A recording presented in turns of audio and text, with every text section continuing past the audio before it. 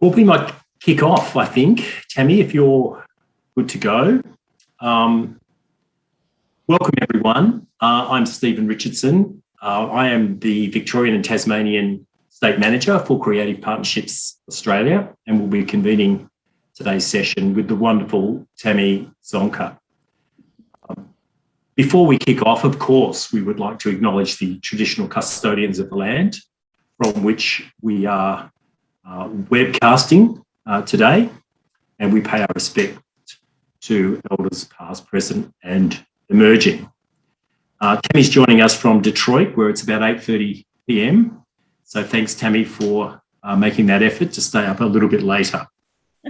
A little bit of housekeeping. We'd like everyone to sort of stay on mute, but please, we do encourage all your questions to go into the chat function, and we will set aside some time towards the end of the session for some questions and some responses from Tammy.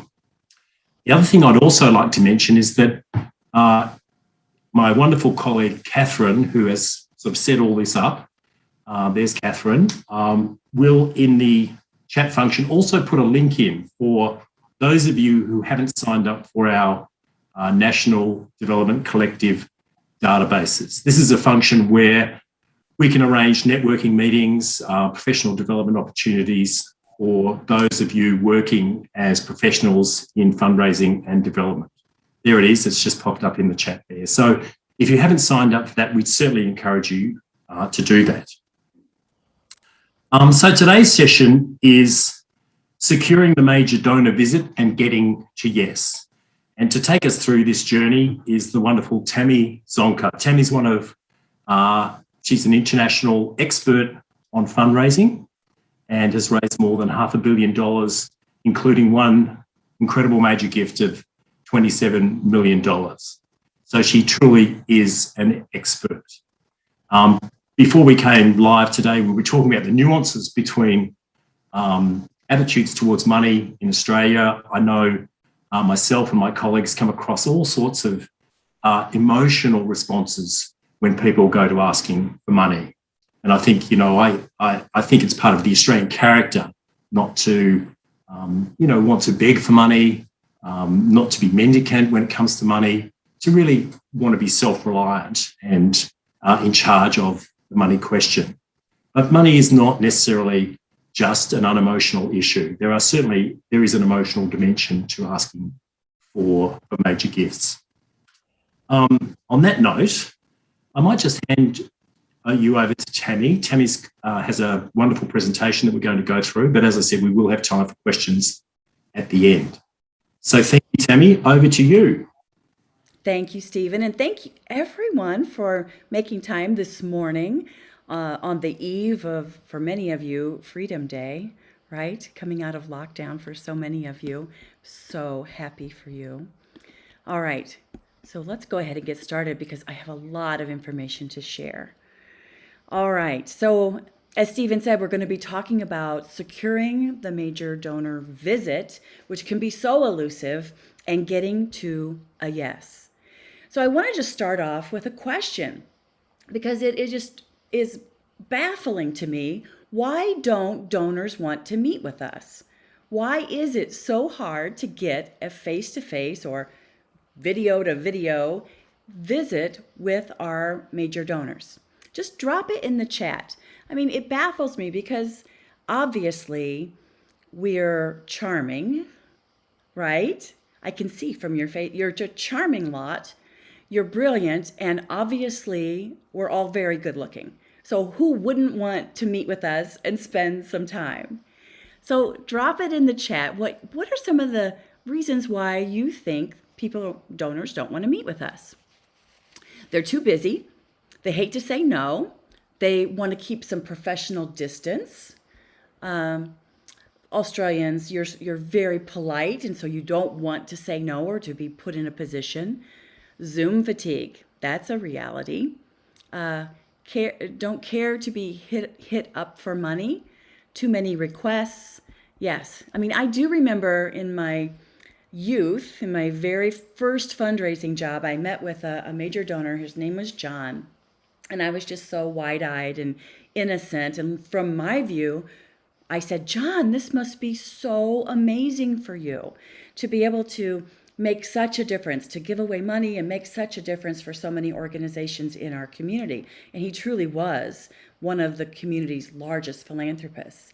And he peered over his half glasses, his reader glasses, and he said, Tammy, it's harder than you think. I have to say no more than I ever get to say yes. I have to say no to really amazing projects. So you're right. All of the reasons that you stated can be right, depending on the donor. So here's what the surveys say. They're busy people, and some of you said that in the chat. Some of them don't see the value of meeting with us. And that's like kind of like, ouch, right? That hurts. But if we're just there thanking them, asking questions about them, not necessarily enriching their life, not necessarily bringing them the joy, sharing the impact of how their gift is changing lives, they don't necessarily feel the value emotionally or otherwise after a visit. So they don't see the value. Some of them are uncomfortable in those one-on-one conversations, right? They are afraid of those awkward silences that can happen. And of course, they know you're coming to ask them for money, right? Which could be an indicator that maybe we haven't done enough stewardship, right? If we only, whenever we see them, we only ask for money, or that's their perception. They're concerned, of course, in these times of pandemic about meeting with us. And some of them are concerned or uncomfortable using Zoom or other video conferencing. So these are some of the reasons, along with some of the reasons that you shared in the chat. But, there's a saying, you know the saying from Alexander the Great? He said, I have met the enemy, and it is I. I mean, sometimes we set ourselves up to not succeed, right? So when we're requesting a meeting for them and we're saying, I just want to meet with you to thank you. Well, they did get the gift acknowledgement letter. They've been thanked. That's really not that interesting to them to spend their very precious time being thanked. So we need to rethink that as a strategy because we'll get more no's when we say we're just calling to thank you. Sometimes we call and say, I'd like to schedule an appointment with you versus scheduling a visit. I mean, the business of fundraising is a relationship business. You wouldn't call your grandmother and say, I'd like an appointment with you. You want to visit with her, and that's what we want to do with our donors. We want to visit with them. We have an appointment with the dentist, right? Over asking and under-reporting on impact. Again, if the only time that donors see us is when we're asking for money, it's no wonder that they want to avoid us a bit. So if we have a history of not adding value during the visits, not reporting impact, not giving them some inside information, not really providing value or leaving them with that joy of the impact that their gifts have made, like those are some of the reasons donors don't want to meet with us. Another oversight that we sometimes take is not inviting a board member or our executive director or CEO or some peer that the donor deeply respects, already knows, who's also a giver, to join that visit, to report out on that favorite program that the donor has invested in, right? So including a board member or another leadership volunteer or your CEO or your creative director, that's one way that you'll get more yeses to those visits. Again, if you're bringing someone who makes it really interesting. And then, of course, not communicating in the donor's preferred channel. So if you're always asking for meetings on the phone and this donor does not like to talk on the phone, they're not calling you back. If this donor despises email, and you're asking to meet with them via email, you're already annoying them. So you want to invite them to meet with you for a visit via their preferred communication channel. And you know what? It's okay to say, how do you prefer that I reach out to you? And you'll be surprised how many of them will say, oh, just call me or text me, right? I think sometimes we're apprehensive. We think texting is too intrusive, but a lot of our donors want to be texted, and I've got some data on that for you a little bit later in this session. So Jerry Panis, who was really an international fundraising legend, has raised billions and billions of dollars all around the world. Sadly, he passed away in 2018 at the age of 92. But he said, when you get the visit, you're 85% on your way to getting the gift. And I think isn't that true? The visit is the hardest part. If you've done the cultivation, you know their interest, you know their capacity, you know their passion, the ask is quite simple. And it's, in most cases, nothing more than nudging the inevitable, but getting the visit when time is so precious is the hardest part. So that's why we're going to talk about that before we talk about how to ask for the gift. So what can we do differently to successfully secure our donor visits? So the first thing is we've got to do our homework. We have to invest time understanding the donor, their passion points, their past giving behaviors, where they've made investments before we request a visit, because that request has to be very specific to their interest. We need to prepare ourselves for calling or emailing the donor to request that visit. We need to ask for permission to ask for the visit, be clear about the purpose of the visit and the amount of time that we're requesting, and give our donors options for when and how we're going to visit with them. So we're going to kind of dig into this a little bit. We're going to unpack each of those. So the first one, as I said, is investing time to really know your donor. What is their giving behavior, their giving history? What are they the most passionate about? And what has happened? What's changed? What difference was made because of the last gift that they gave? And have we reported that to them? And could we thank them again for that specific impact? Perhaps we can prepare to give them an update on that favorite exhibit or that favorite performance or that favorite program bringing arts into the schools, right? Especially coming out of pandemic, coming out of shutdown. They want to know what happened to my favorite program, with my favorite program during this time. And now that we're opening up, what's the future hold? What's happening and when will it happen? And how are we scaling? How's it all going to work? You've got such an amazing opportunity to get FaceTime with your donors now because they want to know. And they want to have a voice in it in many cases. So get that update. Be prepared to talk with them. Prepare yourself to give that update. Determine also, do a little research online. What other causes could this supporter be giving to now? And at what gift levels? It's always nice to kind of take a bit of a landscape analysis with your donors, because we know, at least I can say in the US, the average major donor pre-pandemic supported on average about 7 different causes. And I imagine it's very similar in Australia. Really think about what industry are they in, right? So are they a business owner? Are they an executive in a company? Health, if you're in health services or drop ship consumer goods, you're probably doing very well right now in this pandemic time when we couldn't go pick up the items at the shopping center. If you're in the business of tourism, it might have been a little rough the last year and a half. So get in their world. What's going on with their employer or the business that they own? And how might that affect their giving? How might that affect how well their life is going right now? Because we know our donors are more than just a source of contributions. They're people. They're people who share a passion for this cause, and we want to treat them accordingly.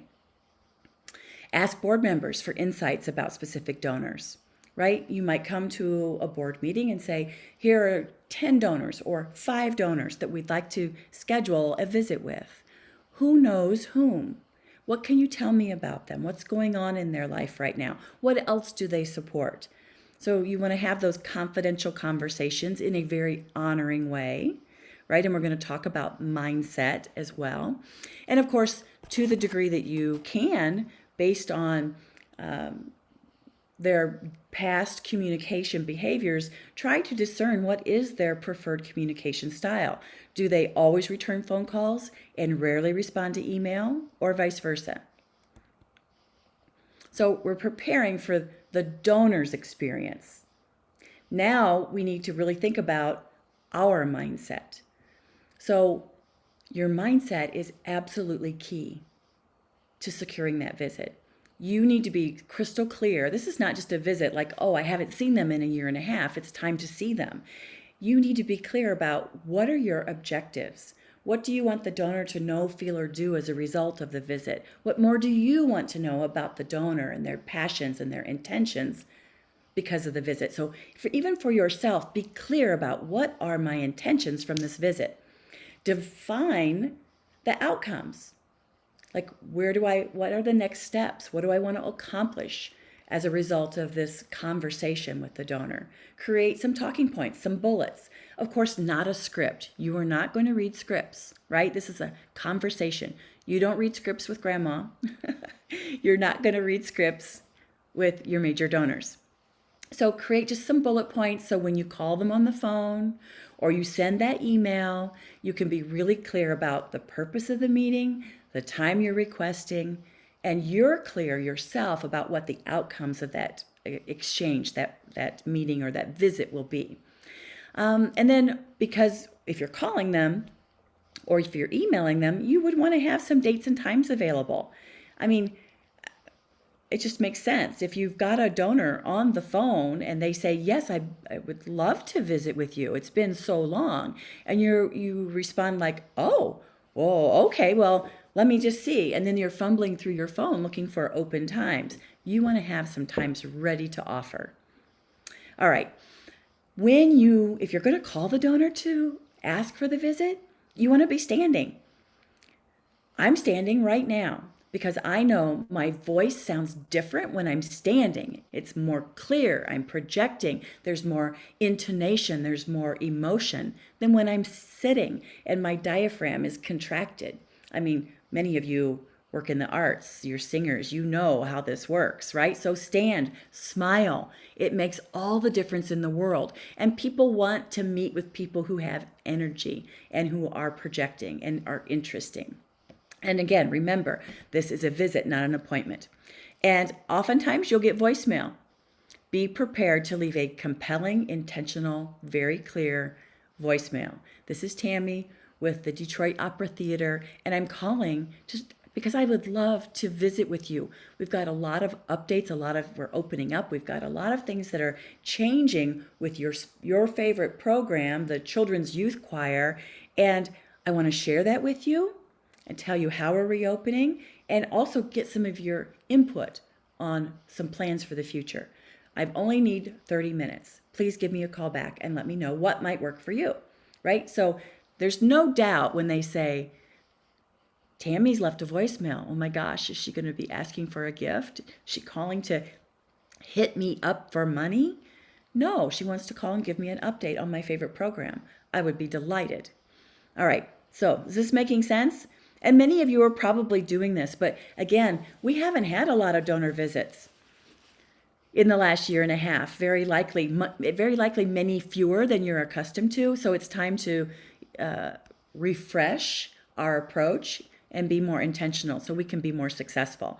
So here's just a very easy little Mad Lib fill in the blank kind of script. Just again, you're not going to read a script, but this kind of gets you going. Like, hi, Margaret, this is Tammy with the Art Museum. Do you have 2 minutes? Oh, thank you. I know you're so busy. Or if they say, I really don't, the plumber just walked in, the dog is barking. Oh, no worries. I understand. When would be a better time to call back, right? And so, assuming they say, yes, I have 2 minutes, we have some exciting opportunities emerging. We see some challenges emerging. There are some major changes occurring in the blank program that you know is their favorite. And I want to talk about that with you. That's why I'm calling. Are you willing to schedule a 30-minute visit with me? And however you want to do it, if you want to visit face-to-face, that would be delightful. If you would prefer a conference call, a Zoom call, I totally respect that. Whatever works for you. I have a couple of dates and times. Do you have your calendar handy? Right? That's how purposeful and prepared you need to be.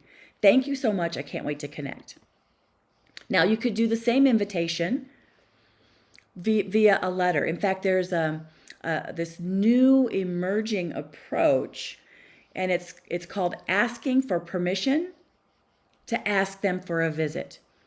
Now, you can do this when you encounter them now at the grocery store or the hair salon or the barber shop, now that we can get out a bit more. Or you can, again, send a letter, a handwritten note or a letter. So it reads, in this case, as a letter, Dear Margaret, thank you for the love and compassion you have for our youth theater. You and your family are such an inspiration and bring so much joy to the lives of so many in our community. Obviously, COVID-19 has had a massive impact on our ability to gather and perform, which has been heartbreaking for community members like you, as well as volunteers and staff. But we're beginning to open up, as you know, and that's why I'm writing you today. I'll be calling you in the next week or so to schedule a visit. I'm asking for 30 minutes of your time to discuss our reopening and our recovery strategy. I'd love your perspective. I'd love your feedback on those plans for the future. Look forward to talking with you soon. So it sets the tone, like I'm going to be calling you, and this is why. So are they way more likely when they see your number show up on their cell to answer? Yes, because they know what you want. And nowhere in it does it say, I'm going to ask you for money. All right. You can also do it as a handwritten note. And then you can also ask for permission to ask them for a visit via email. Like maybe you're corresponding on a completely different topic and you say, oh, by the way, would you be willing to talk with me sometime? Would you be willing to visit?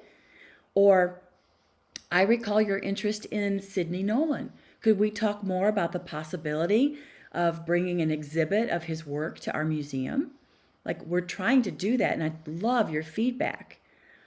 So again, kind of letting them know, whetting their appetite, igniting their imagination around the programs and the work that they love the most out of all the things that you do.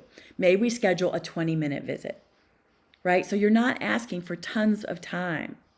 And the truth is, I've done this so many times, 20 minutes, they're like, oh, let's just have tea. You know, I have about 45 minutes. We could schedule that. Rarely do they keep you to 20 minutes. Okay. Asking for permission to ask for a visit via text. Now, I'd like to see kind of a show of hands.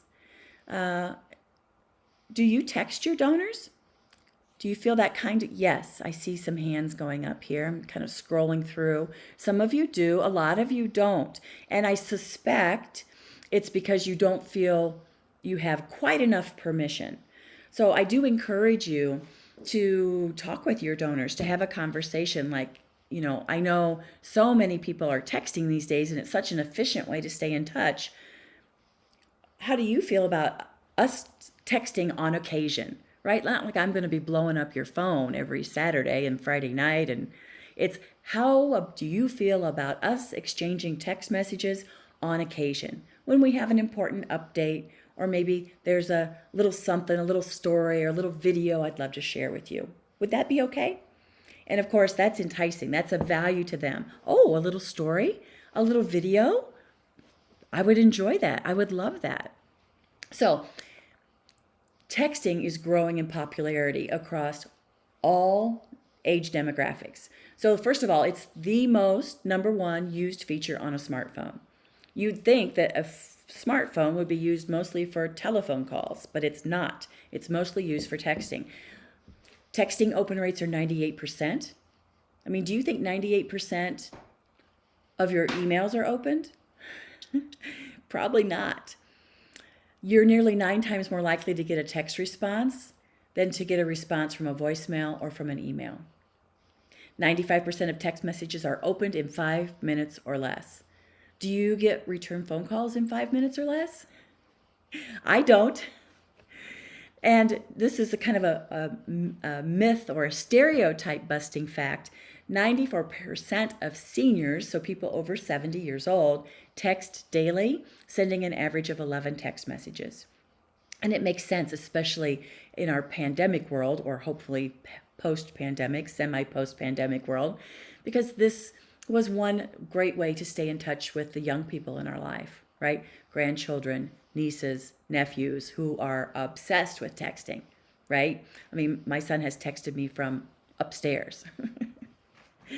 So here's one caveat I just want to reinforce, and that is texting is great for relationship building, for sharing exciting news, little video snippets of maybe a rehearsal or a piece of child's art. It's wonderful for contributing and sharing information. It's not the appropriate tool for making an ask. So that's probably stating the obvious, but I think I just wanted to state it for sure. All right. Number 4, the fourth strategy in making certain that donors agree to visit with you, is have an agenda. So rather than saying I'm calling to have a visit so I can thank you, which doesn't sound that interesting. Like, you've already thanked me. You're thanking me now. I got the letter. I got a phone call. I'm thanked already. You could say, I really want to meet with you, visit with you to talk about your giving priorities for the coming year. I mean, there is a trend that a lot of supporters are giving, they're changing their giving habits in the post-pandemic or in this economy. And I just wanted to talk about where you are in that. Now, that's an effective conversation with someone you've already built a lot of trust and a strong relationship with. That's not a getting to know you, first date, second date kind of question, of course. Always asking for feedback, for input, for their perspective on something can be a very effective way. What's the old saying?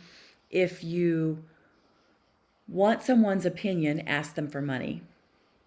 If you want someone's money, ask them for their opinion. So we really do want their feedback. We really authentically do want their opinions. I try not to ask for advice because there's something about the word advice that implies that we want to follow it or we're going to follow it. And sometimes supporters can get upset if we don't take their advice. But we absolutely want their feedback, their input, their perspective, their point of view.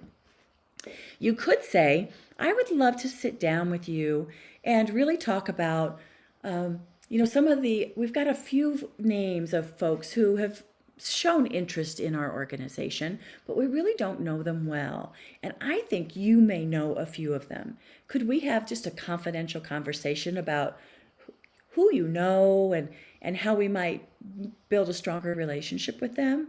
I mean, I've had amazing supporters who are willing to have those conversations, like billionaire kinds of supporters. So whoever is influential in your community, who is giving to you, they have a lot of relationships and I'm sure would be not gossip. They're not going to provide gossip. That's inappropriate. But information about relationships, circles of influence, what clubs people may be members of, what their philanthropic interests are, those kinds of things. Maybe you want to meet with them to share the impact of their past giving or announce an exciting new program or initiative. And certainly, again, as we're beginning to open up, donors want to know, what are we doing now? How are we going to scale back up? How are your cash reserves? Have you dipped into your endowment? Right? These are the things they want to know, and they'll be willing to visit with you to learn about that. Sharing insider information. Again, if you've got a fundraising challenge or an organizational challenge, they have points of view. Many of them are brilliant strategists in the business world, and their input can be invaluable. And of course, if you think a donor or you've heard that a donor is upset with you or has a concern, then you would want to address that with them. Like, this is Tammy with the museum, and of course, I'm calling because I would love to catch up with you.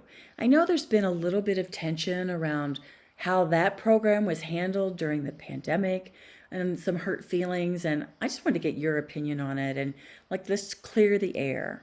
I think people really appreciate candor and,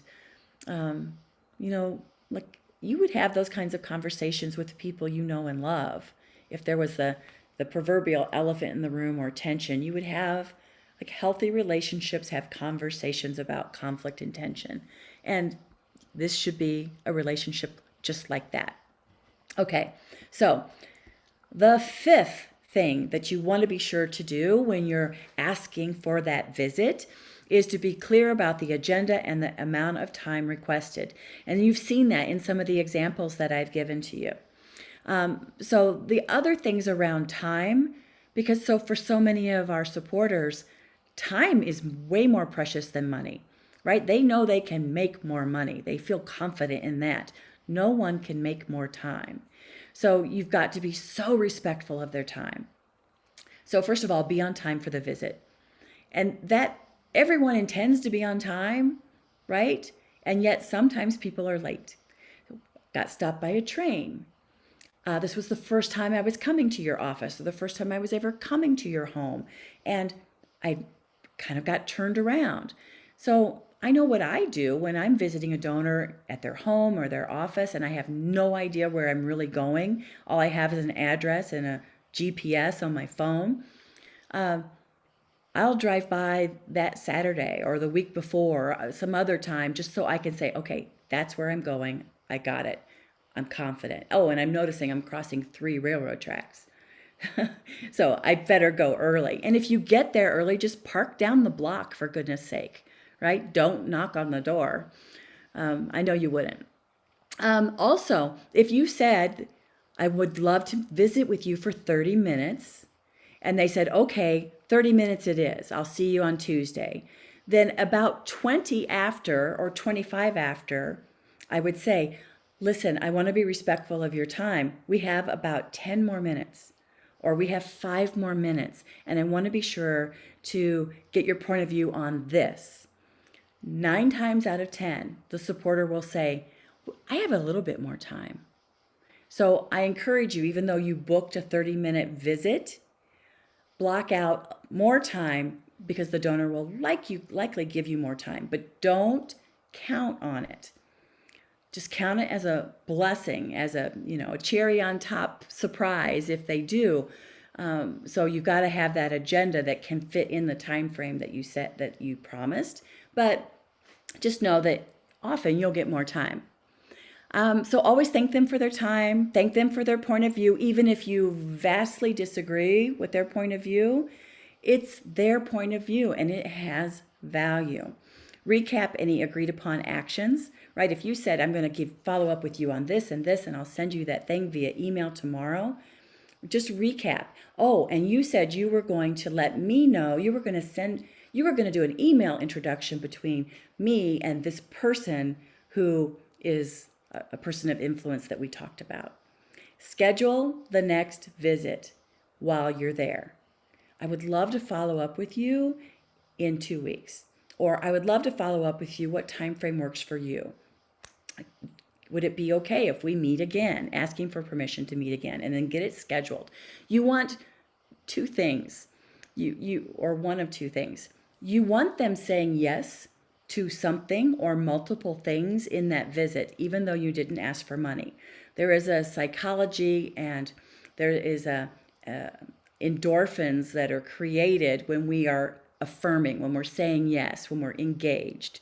And so you want that good feeling, that yes, yes, yes to whatever, yes to the next visit, yes to an email introduction.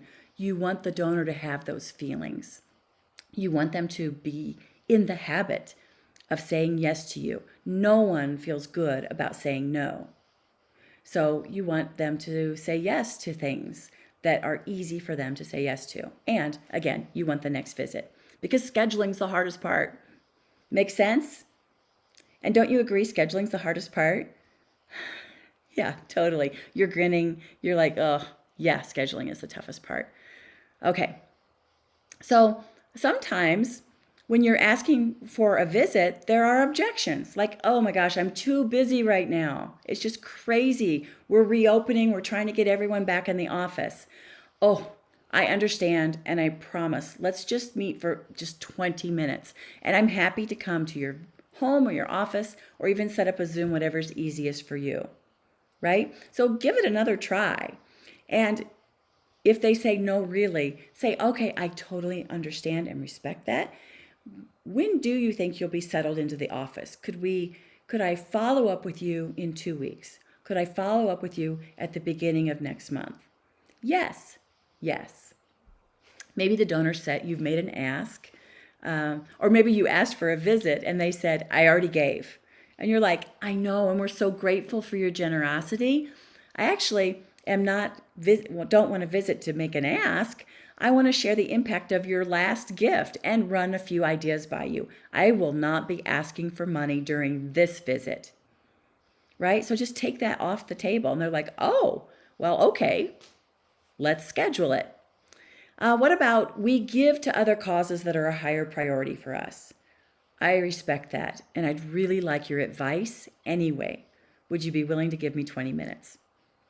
Now's just not a good time. I understand completely. May I follow up with you in 2 weeks? Right? So you want to be prepared for these most common objections so that you're ready, you're positive, it's all good, and you're a little tenacious, right? They'll respect that. Now, you want to offer a couple of options for when and how you'll visit. So we're beginning to open up, and some people are super excited to like hug, even if it's masked or whatever the rules are, but they want to see eye to eye, not digitally, like real human interaction. They want to go for a walk with you. They want to meet you for coffee. They would love to have you over. I mean, it's becoming spring where you are. They would love to sit in the backyard or on the front porch and have a lovely visit. Others are like high anxiety. We're opening up, right? And both responses are valid and everything in between. So you just have to know, and respect what they want and adhere to that. Now, of course, it also has to work for you.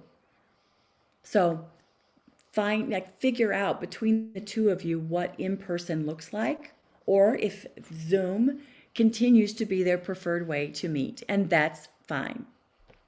What time of day, what day of the week, with or without your executive director, with or without a board member or another leadership volunteer. Be prepared to offer what's most engaging for the donor. So if the donor loves the youth dance program, maybe bring along one of the program director for that group, that program. If the donor loves a particular, you could bring along the creative director. If this is a high potential donor and they love those programs and that's the reason that they'll accept the visit, by all means, do what you can to leverage those resources. Now, I know that they're really busy too, so this isn't for every visit. It's for the most critical, high potential visits. And donors aren't, these donor visits aren't just for major donors, of course. Some of you are definitely managing major donor portfolios. Some of you are managing monthly donor or middle donor portfolios. These same kinds of face-to-face visits or small group visits can be very meaningful, and you can use the same strategies and tools to get visits with those folks as well. Maybe some of you, you have alumni or you have students that you want to visit with, or parents of students. And so again, you can use these same strategies. All right. So some people will need a warm-up. They're just not ready to meet with you one-on-one. Maybe it's a pandemic thing, but maybe it's because they just don't know you. They don't know you well enough. You don't have a strong enough relationship and they're nervous. Some people just are, again, concerned about awkward silences, and one-on-one feels like too much pressure for them. Like, what am I going to say? What are we going to talk about? I think they feel uncomfortable. So for them, you may want to do some kind of a pre-warm-up engagement. So I can tell you I'm working with a youth theater in Detroit, and what they've been doing through the pandemic is having once a quarter kind of a Zoom with 10 or 12 top supporters where they're kind of giving an update on how the kids are doing, right? So in addition, of course, to the arts, the art enrichment, they're getting character and leadership development through those programs. So how are the kids doing in a hybrid school setting and trying to engage in the arts programs that, have limited capacity, density requirements, masking requirements. So kind of a state of the union or a from the stage conversation. And these small group sessions, whether they're in person, socially distanced, or online, are a great way to get people re-engaged in a more comfortable format or setting. And that could warm them up is in such a way that they are willing to meet with you one-on-one a little bit later, a couple weeks later, a month later, especially if they had a chance to engage with you, to hear you speak, to say, gosh, that Sylvia, she's not so scary after all. I think I could have a wonderful conversation with Sylvia.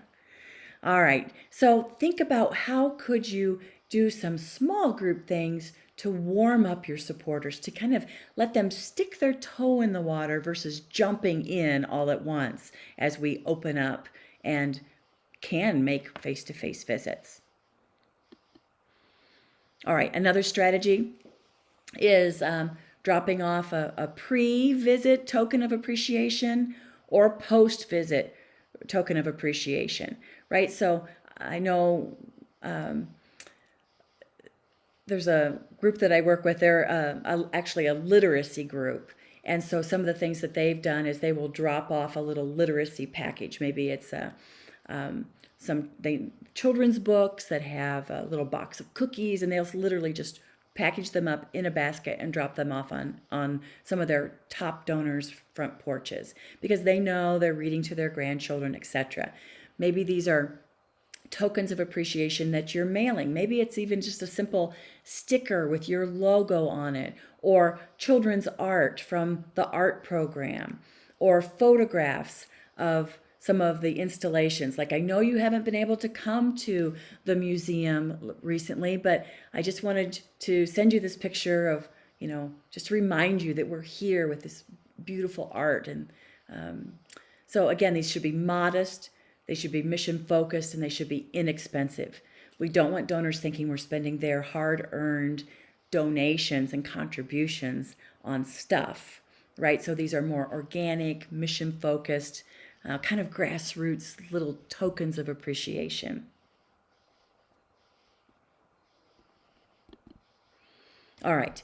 So after you get the major donor visit, of course, the communication after that is critically important. So you got all the work to get the visit. Now, if you drop the ball, it's all for naught, right? The donor, the trust that was built in that visit might be broken. They might think that the conversation didn't, from your view, didn't go as well as as they thought it did because you're just not following up. They're not hearing from you. And you recapped what you were going to do, and they're hearing crickets. So here's how the communication, of course, the basics need to be covered after a donor visit. First of all, you've got to update their record.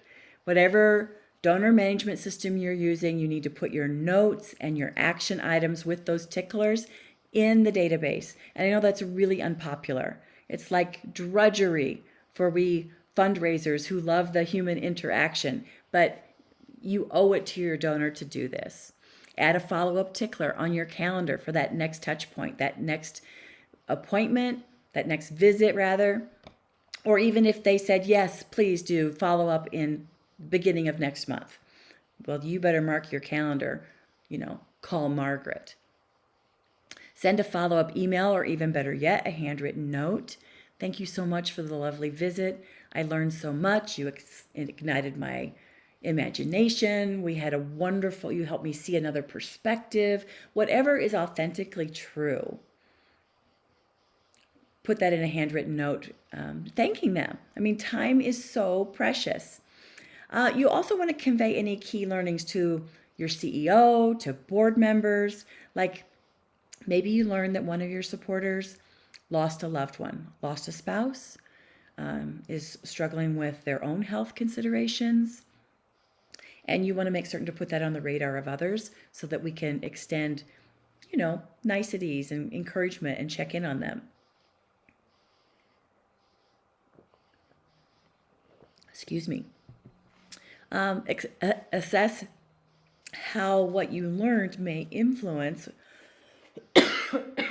pardon me, your donor development plan. Excuse me. So meaning maybe you had 3 future actions you were planning with this donor, but you learned something that will modify those. Document that so you don't forget.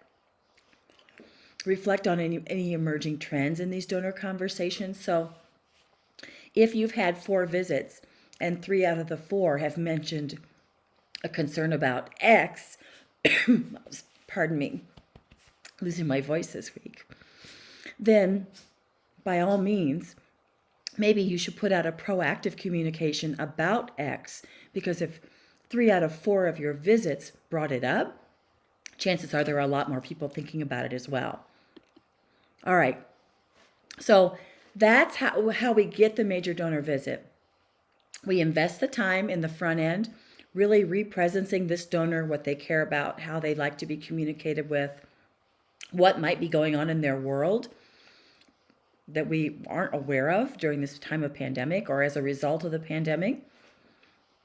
We want to prepare ourselves, our mindset, our energy, our intentions. What do we want out of this visit? How much time are we asking for? We want to get permission to ask them for a visit. When I have asked for permission for a visit, I have never gotten a no. And I'm not special, right? I mean, all you're saying is to someone, would it be okay if we talk sometime? And they say, of course. Who's going to say, no, I don't ever want to talk to you? So of course they're going to say yes. So then a week later, 2 weeks later, whatever, when you call, you say, like, this is Tammy with the Detroit Opera. And it was such a delightful conversation when we bumped into each other, or that email exchange we had a couple weeks ago. And I'm so grateful you were willing to visit with me. So I'm calling to schedule that visit. They're like, oh yeah, I did say I'd do that. And they will. They'll follow through. Be clear about the purpose of the visit and the amount of time that you're requesting. They'll be way more likely to say yes if they know what it's about and they can be prepared. Give your donor options for when you'll visit, what dates and times are available. You want to work around and accommodate their calendar, and whether you'll meet face-to-face or on the phone or via Zoom, whatever it is. And then, of course, follow up on the agreed upon actions. Like, kind of recap, do your follow-up, and that's how you successfully get the visit and make the visit the most successful, most valuable thing for them, right? All right, so that's kind of the recap of how to get the visit. I'd like to spend the rest of the time talking about how to make the ask. I think that's always something that's on our minds, like, am I doing this right? Or maybe I haven't done this in a while, and I'd like some new tools. I feel like I need some new strategies for how to ask. So let's do that. Now I'm going to ask the question, what's the number one reason that people don't give? You can drop it in the chat. Not asked.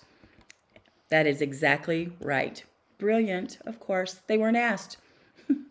So let's ask, but let's ask well. Let's ask with honor and respect, and let's ask for things that bring our donors so much joy.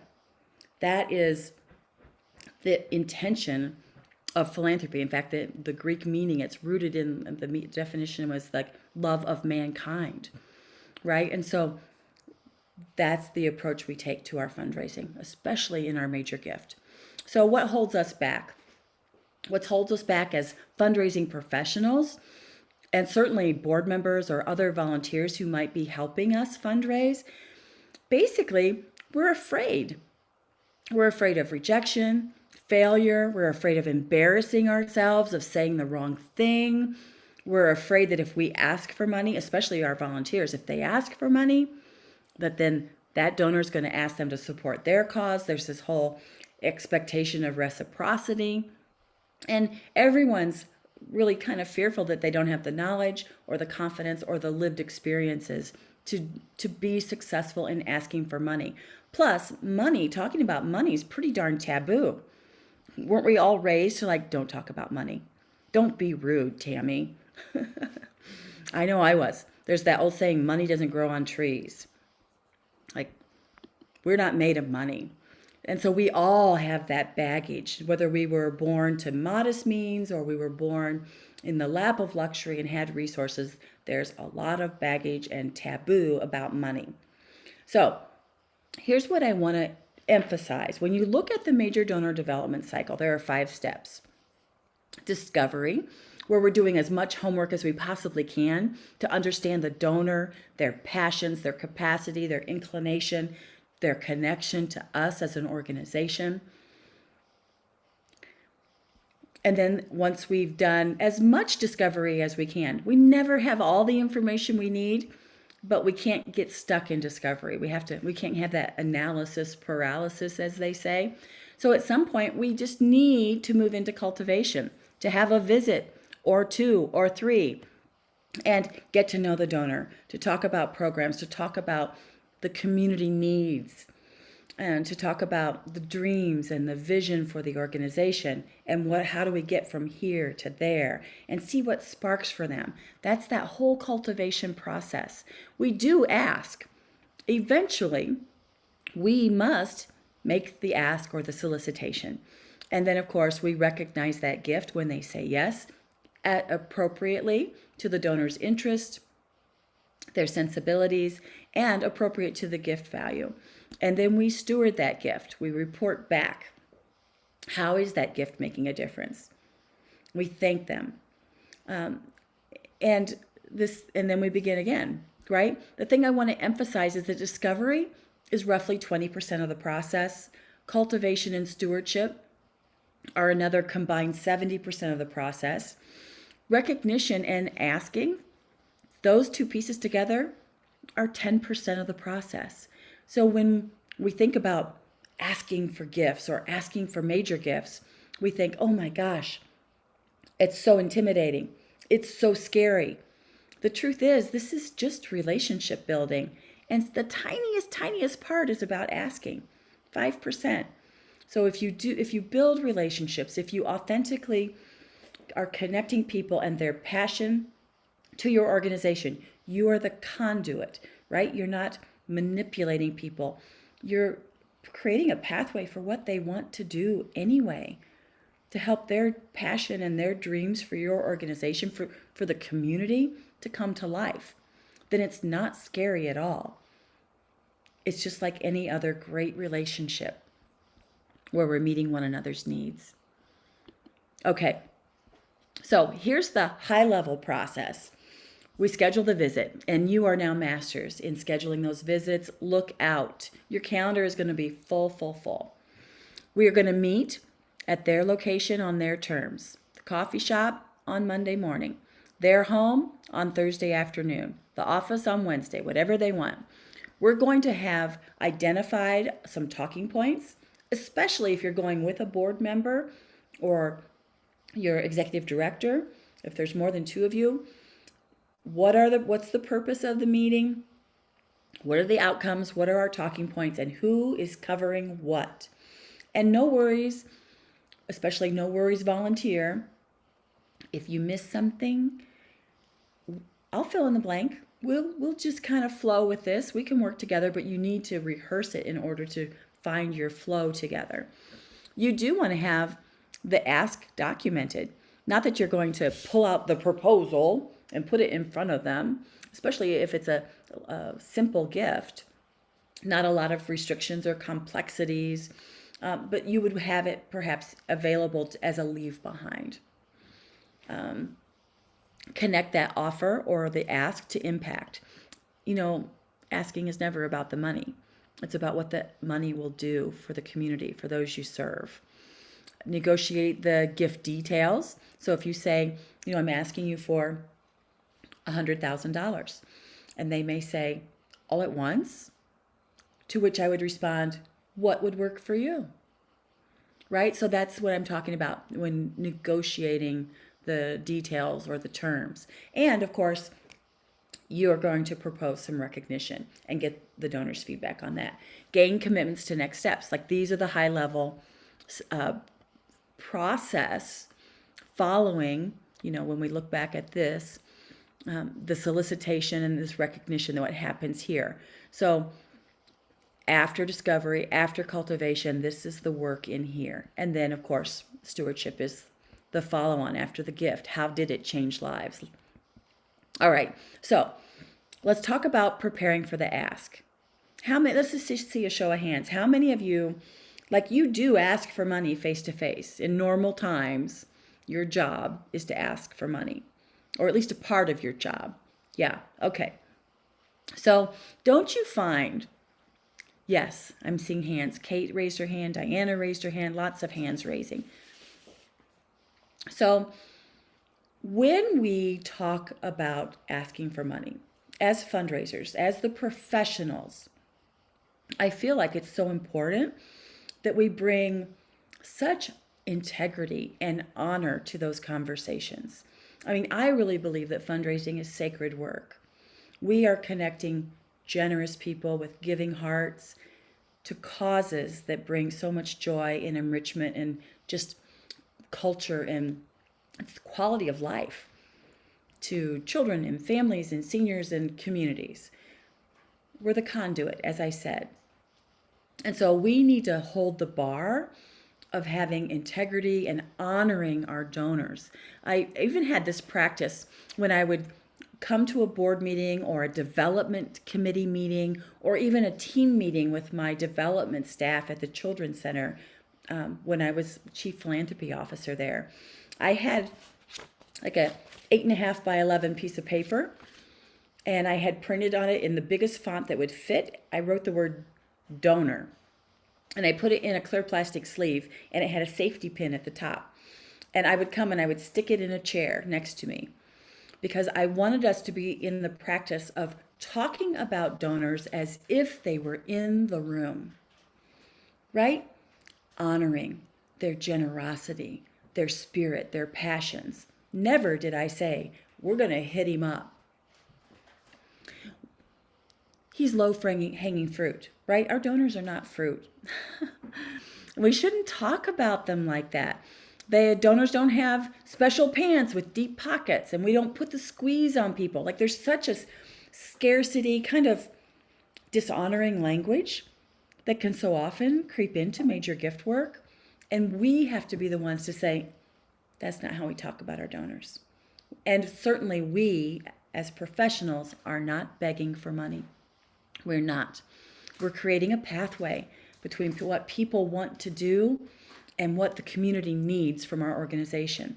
We're like Sherpas, right? We're clearing paths. We are not begging. I'm super proud to be a fundraiser, and I hope you are too. And the other thing that I'll say is, when we're in a group, like with board members or other leadership volunteers, other donors that are on the inner circle of our organization, and we say these dishonoring things, we use this language, or we allow others to use this language, don't you think they're sitting there thinking, I bet they talk about me this way too? And then we turn to them and we say, who do you know?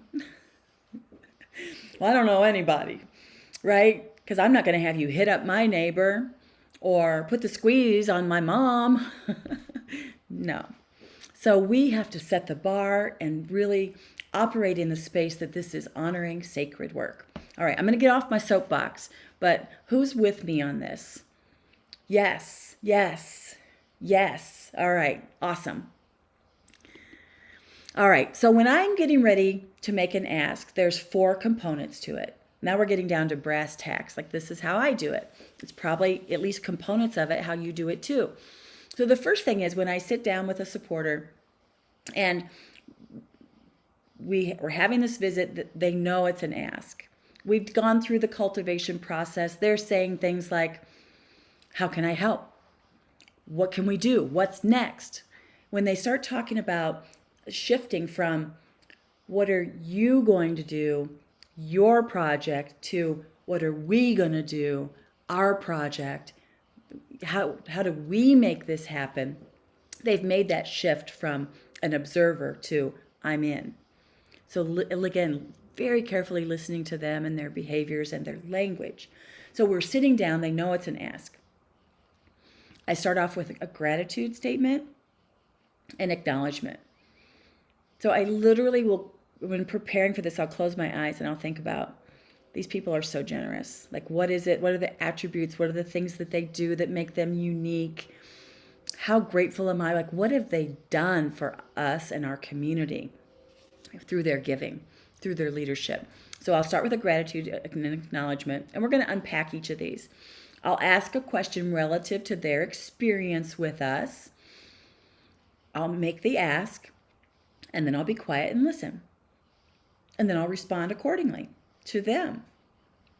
And then prepare a follow-up plan. And then, of course, we finalize the details. So let's kind of unpack this. The first is the gratitude and acknowledgement statement.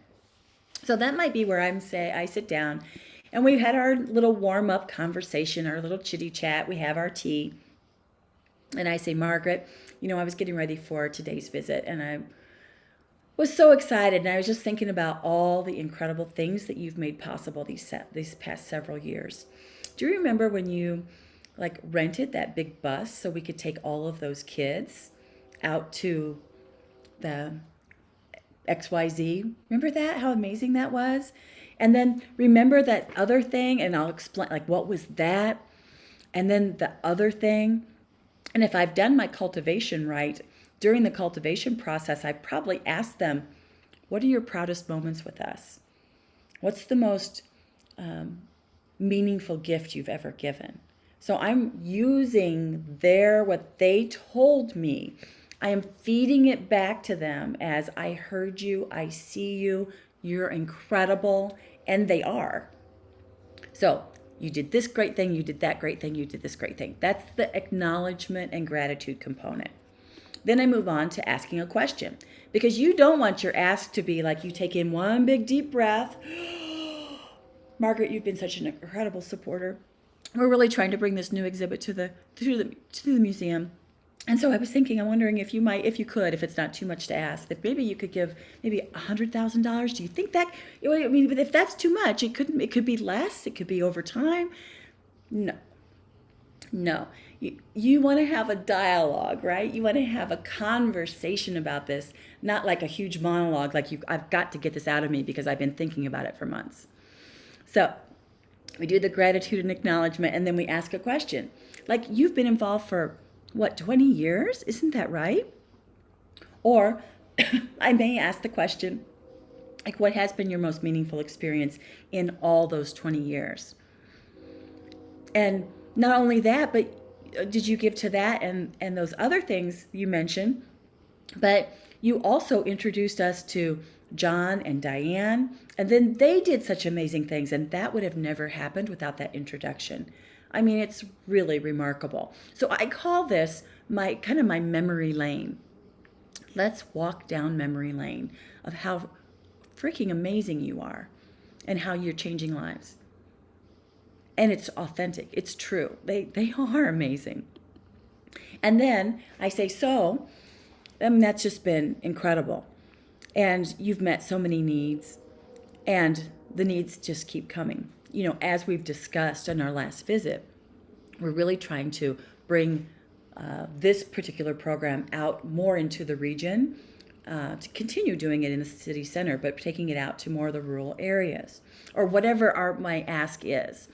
So I make the ask, I talk about the need, the impact, what it will cost. This is a $500,000 project, and I'm asking you to consider a gift of $100,000. And I have some recognition ideas that we can discuss, but first I want to hear from you. What do you think? Right? So asking for a specific dollar amount to have a specific impact, and letting them know you have recognition in mind.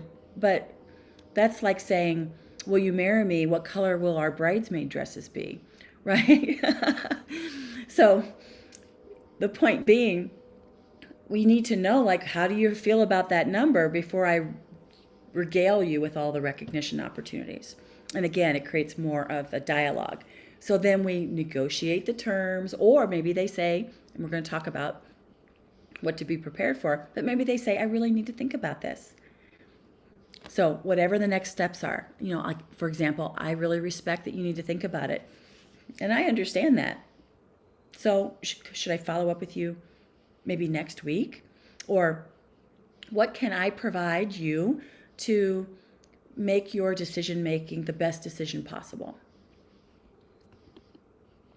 So make the ask, listen, respond appropriately. Ask for a specific amount. Be prepared to offer a multi-year option. Again, I gave the example, like $100,000. Do you mean all at once? What would work for you? And they might say, well, I could transfer some stock. We could do 50,000 now and maybe 50,000 at the end of the year. Perfect. Right? So don't jump to say it could be over 5 years. So let them kind of problem solve.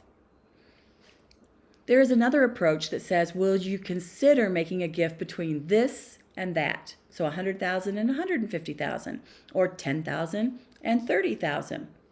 But here's the thing. Oftentimes that lower gift amount is what's anchored in their mind. So I don't like the gift range, but it is something that many fundraisers do.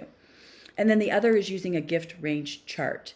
Now, this is mostly what I like using in like a capital campaign feasibility study, where we say, here are the gifts that are needed for the project. Where do you see yourself? And here's an example of a gift range chart just for a major gifts campaign that I did at the Children's Center. So the goal was $1 million, and we figured out how many gifts we would need at what levels, how many prospects, etc. So I might say, where would you see yourself? Can you see yourself in these top 2 levels? Something like that. But what I really prefer is that you've done the cultivation thoroughly enough that you have a really good idea that you can ask for a specific gift amount and have an impact statement for that gift amount. It's hard to have a gift impact statement for a range. Okay, so common objections to a major gift ask. And for those of you who are practiced in making major gift asks, you probably get some of these. Like, that's a lot of money. My response, it is a lot of money, and it's going to change a lot of lives. And then I'm quiet. Well, business is really bad right now. Oh, I am sorry to hear that. Now, you should have known that, right? In the discovery, in those conversations, like, oh, they're in tourism. Of course, business is bad right now. But let's just say you got surprised. Business is bad right now. I am so sorry to hear that. Do you anticipate, what time frame do you anticipate a turnaround? So again, just keeping the conversation going. I'm just not that excited about this project. Now, truly, if we've done the cultivation right, we know that the offer we're making is tied to a project that they love. But if they say, I'm just not that excited about this project, I would say, oh, well, forgive me. I must have misunderstood. So what would you be excited about? Like, I've just begun the conversation. Like, all's well, and let's keep moving.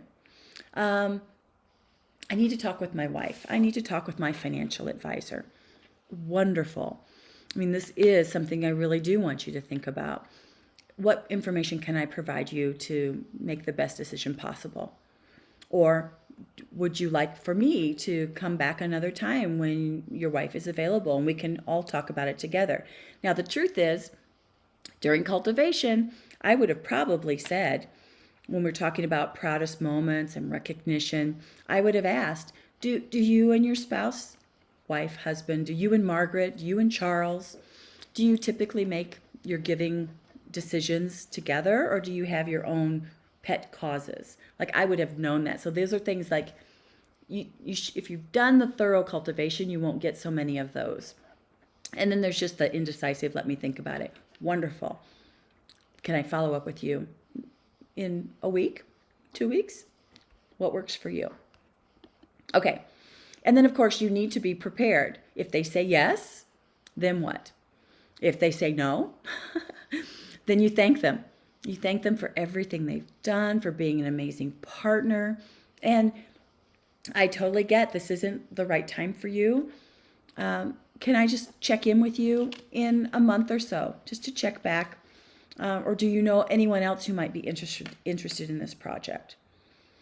Or maybe.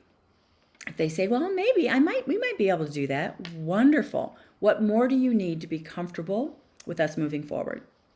So whatever it is, just be so positive, and there's a next step and a possibility. Finalize the details. Here's the thing. You want to get that gift agreement signed. You want to make certain that the gift and the recognition is in compliance with your gift recognition and your gift acceptance policies and all the things. But you want to make certain this doesn't turn into relationship to transaction feeling, right? They just said yes to $100,000. Their heart is so full for all the children or youth or everything that's going to be possible because of this expansion to the museum or the ballet program. And now we're like, sign here. So you just have to kind of gracefully manage that. So wonderful. We're so delighted. So I would love to, button up the paperwork for your commitment so we can move forward with the recognition and keeping the project moving forward. Do you want to do that now, or should we set up a time for me to come back? Again, you don't want to squelch the joy in that moment, but if it's later, get a date and a time. Document the gift agreement, get the confirmation, celebrate. All right. I want to get into some Q&A, but first I want to tell you a short story. So I love this quote, people give to the magic of an idea, and that's also a Gerald Panis quote. The follow-on was, people give to the magic of an idea to save lives and change lives. And I think that's true. I'll tell you a story about a fundraiser. And he had his kind of go-to donors. And I hope you all have your go-to donors, meaning the people that always bridge a gap. Let's just say you're 10,000 shy of a project goal, and they're like, yeah, I can give 10,000 more. I got you. Like, Jen, I got you. You can count on me. Or there's a special appeal or a special need that arises, and you go to them first because they're just with you on the mission, and they can do it. They have the capacity, and they always write that check and make it happen. And so our fundraiser had he would go into the office, or what do we do now? But this was pre-pandemic. He would go into the office, and he would open up the paper, and he would read the paper first thing in the morning with his coffee before 8 o'clock. And he sees a picture of his donor, and these headlines like, Jim Jones gives $1 million to feed the hungry. Well, our fundraiser is like, what? Like, I can't believe he did that. And so he's upset, he's hurt. He pouts around the office for a few minutes. Finally, by mid-afternoon, he works up the courage to call the donor. So he calls the donor and he says, John, I saw the paper this morning. Congratulations. How nice for you and them. But I have to ask you, I know you are so passionate about our organization. You always meet a need. You always step up. You are like one of our biggest champions. And so I have to ask you, why them? Why did you give them $1 million and not us? And the donor said, a very, very, very simple reason. You never brought me $1 million idea. Right? And so I think that what that speaks to is that we have to be bold. We have to be bold enough and brave enough to cast a vision and put opportunities in front of people who have the capacity, who are philanthropic, they have the inclination, and they have the connection. They have a demonstrated behavior of loving our causes. Why not bring them the $1 million idea, or the $100,000 idea, or the $500,000 idea, or $27.1 million idea? The point being, sometimes our money baggage, our shame, our however we think about money, like, oh, I could never give that money, that much money. I could never ask them for that much money. We have to set all of that aside. And we have to be the conduit, to be like the take away our baggage, our filter, our point of view, and say, this donor can make this happen. And that would bring them incredible joy, and that would bring this community transformation through the arts. We can do this.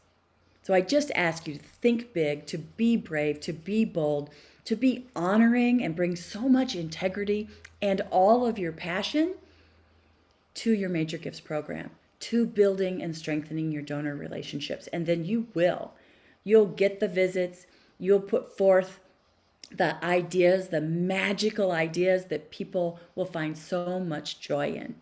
So that's what we want to do. And you can do it. All right. I am going to stop sharing my screen and let's take some questions. Tammy, thank you so much. That was incredible. So much to unpack. Dense presentation. I'm sure I speak on behalf of everyone present to say, well done, a great effort, and thank you so much. So much for me in there about, I love that term, sacred work. Sort of conversation around authenticity and, just being our most honest and vulnerable selves, when we approach donors, I think is incredibly effective. It put my mind to many occasions where donors, after a gift or after a project's been realised, have come up and thanked me for the opportunity to be part of something that they find meaningful and, that they want to belong to. So that idea around meaningful belonging and what we offer in terms of people being able to connect, I think is so incredibly important. It's beautiful. I mean, what you described is just beautiful. Absolutely. And while we wait for a few questions to come through the chat, I wanted to ask you, one of the techniques, for want of a better term, that I see working really well, and in fact, what we base one of our leverage funding programs on, is the idea that we're kind of building a community around donors, and that, when we go to speak with a donor or to seek a gift, often a great conversation to have is around pledges. That the idea that, if you could pledge an amount that we can go and get matched by another coterie of donors or another group of, another community of donors, that's often a really effective way, and that a way to build that community and to build a selection of donors, because often donors don't want to be the first adopters. They want to see who's in the pool before they jump in, so to speak.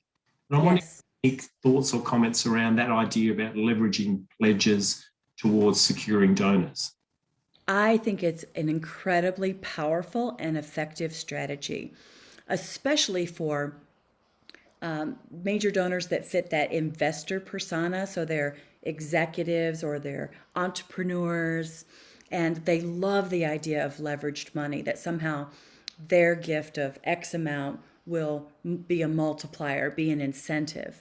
And it can also demonstrate their leadership, or if there's a pooled challenge or a match gift where they're with a small group of what they feel like they're very honored to be a part of that group, or they're amongst their peers. So I think that's just incredible and just very, very effective. That seems to work incredibly well now in our particular context. I would like to invite our group to put some questions into the chat function if they have any. Or, Tammy, maybe your presentation has been so comprehensive, questions that are left unanswered. That could be the case. I don't know. We don't have too many questions coming through the chat. I should remind everyone that the slides will be will be distributed to you post this presentation. So please, by all means, sit tight for that. I should also let you know that at the conclusion of this presentation, when you sign off, there will be a short questionnaire that we really love you to fill in. It'll only take a couple of minutes, but we'd really love your feedback. We are, after all, on a journey of continuous improvement here at CPA, so we do want to get better at things. So please, if you do have 2 or 3 minutes to complete that questionnaire, that would be terrific. Otherwise, we do have one question. There's one here around how would you express a request for an ask visit? Okay, yes, because we gave examples like, oh, this visit isn't about asking, this visit is to give you an update. So again, when you've done the cultivation well, the donor is saying, like, what's next? How can I help? Even the $27 million gift that Stephen referenced that we talked about in one of the earlier knowledge sessions, like ultimately he said, what would it take to turn around 5 more schools? So donors will ask, and that's like ding ding ding, that's the big buying signal, right? It's like they're ready. They're so ready. And so that's when we can say, well, I would be delighted to put together a proposal for what I think would be next, that would be in alignment with the things that we've talked about that you're most passionate about. May we set up a time? May we set up a time to visit about what is next and how you might help? So I'm very straightforward. It's never a surprise when I make an ask because we've been another example, another little role play might be, Margaret, it's Tammy with the Detroit Opera House, and I'm calling today because we have talked about the Passion Project. You've given us so much great feedback, and we're ready to launch. We've prepared this, and I want to come to you first. So when might we visit and talk about how we can partner on this project? Like that, straightforward. Because it's something they want to do. Yeah. It's something they would be honored to do. And I've made those asks, and Stephen, I'm sure you have. I'm sure many of you have, where you've asked for the gift, and then they say yes, and then everyone bursts into tears. It's true. I had that one situation where I was meeting with a couple in a restaurant, and this was early in my career, and I was asking for $25,000. It was the biggest gift I had ever asked for. And I remember walking around the house just trying to say it so that it would roll off my tongue. $25,000, $25,000, $25,000. And so we got to the restaurant. I would like to invest in this project. And right away they said, well, how much? And I said, $25,000. And then before they could even respond, I burst into tears. And they said, yes, but is that not enough? Like they were crying because, like, asking if I'm crying because that's not enough money. So all that to say, it is joyful, and that's how we set up the visit to make the ask. Yeah, I think it really, this whole sort of area invites us to live with a sense of abundance. It puts my mind of a little analogy too, where, I'd be interested in your thoughts, Tammy. Has anyone really been offended through you overestimating their wealth? I think generally no one's really offended if you sort of aim high and sort of, throw out a number, provided you're kind of confident and that is that's the real number. No one really gets offended from having their wealth overestimated. I have heard that as well. And I think, just doing the homework to know, like, trying to get as close as possible. But if you're going to err one way or the other, err on the side of generosity. Yeah. Tammy, we have a few questions in the chat. I wonder if you'd like to pick one or two. We only have a few minutes left, but one about an awkward mindset, being nervous, and how you might overcome that. Yes. So even when I'm getting ready to present at a conference or make an ask, anytime I'm nervous in life, I just reframe nervousness as excitement. Like, I'm so excited to talk to you tonight. I'm so excited to talk about this project. It's just like shifting it. It's not nervous. I'm excited. Yeah, That's how I do it. yeah. There's one about here, how long should we wait with no reply for some sort of cordial follow-up? Oh, for like I've called for a visit, they haven't responded to me. So my general rule of thumb is that I'll leave a voicemail. If they don't respond to me, I'll leave a voicemail about a week later. I mean, I might ask around, like, are they on holiday? Are they, you know, but if they're around and they're just not responding, I'll make a call the next week. I'll send a follow-up email. And then if that doesn't work, then I will either leverage a peer or my executive director or CEO, or I might leave one more message that's I put a little more of an enticement, like Lisa, their friend, like Lisa and I would love to have a visit with you. We were talking about you the other day, and I told her that I had reached out, and she said she'd love to join us. So I'm just following up to see if the three of us can get together. Of course, she wants to meet with Lisa, and I'll be as charming and endearing as I can be in that meeting, so she'll follow up with me later. Lovely. Probably the last question, Tammy, is really around some further advice to follow up with a prospect who may have, just said no outright Yes. in the past. I always think, no is never no. No is just not yet. But what would you be your advice around the best way to pick up a conversation once you've got a really firm Yeah. no? Like, no. So I'll just ask a few probing questions. Like, I totally respect no. Just help me understand. Does that mean no right now, or no to this project, or like, tell me a little bit about your no. I'll just ask that. And then they'll say, well, I'm really not interested in that project at all. I'm more interested in this. And so I'll help them pursue that. Or they'll say, I've exhausted, we set a goal or a number for how much we give annually, and we've exhausted that. Wonderful. Might we follow up and be part of your consideration for next year's philanthropic budget or philanthropic goals? So I just try to figure out another way, another time that honors them and their time, their pace. And try and keep the conversation going. Yeah, yeah. Tammy, we have come to the end. On behalf of everyone here, thank you so much for an incredible presentation, such a dense, wonderful presentation. We look forward to connecting with you in the near future again. And to everyone who participated, thank you so much for your time and energy. The next in the series of knowledge series is not too far away. So please join us for that. Until then, from Creative Partnerships Australia, thank you so much. And please do take 2 or 3 minutes just to fill in our quick question. Thank you all very much. Thank you, everyone. Thank you.